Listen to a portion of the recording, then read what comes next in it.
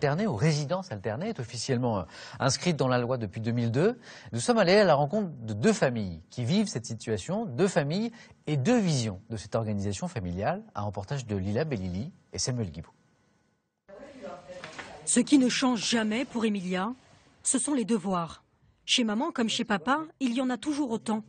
Mais l'adresse, le fonctionnement, le quotidien sont différents. Le dimanche soir, au moment de préparer ses affaires, aucune angoisse. Oui, ça me convient, mais j'aurais préféré qu'ils soient ensemble, mais ça me convient, je veux dire, je suis contente. C'est mon bac qui s'engueule à chaque fois qu'ils se téléphonent. Déjà, oui, c'est sûr qu'on est tous les deux focalisés sur l'intérêt d'Emilia avant le nôtre. Ça, c'est sûr. Ça faisait partie des termes du contrat au départ, et qu'on est tous les deux décisionnaires, j'allais dire, à égalité. Une des conditions indispensables pour que la garde alternée fonctionne, la bonne entente des parents. Elios, le papa, tient à participer activement à l'éducation de sa fille. C'est mon enfant aussi. Donc j'ai pas envie de la voir une fois par semaine, quoi. Une éducation une fois par semaine, ça n'a pas de sens, quoi. L'éducation, c'est tous les matins, l'école, le soir, lui faire à manger, faire des jeux de société, sortir, enfin bon. C'est un quotidien. Par rapport à l'enfant, il n'y a aucun échec, au contraire. Aujourd'hui, 20% des couples divorcés ont recours à la garde alternée.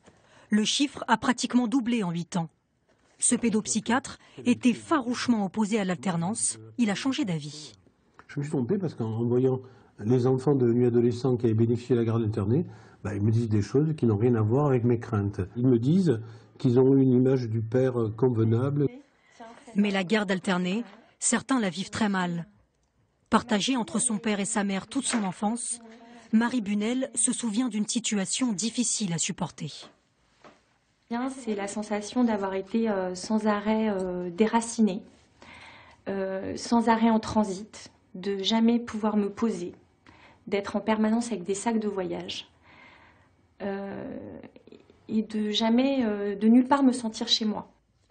Cette mère de famille voulait éviter à tout prix de faire vivre à sa fille de 16 ans ce qu'elle a vécu. Mais après l'échec de son couple, son enfant vit aujourd'hui un quart de son temps chez son père.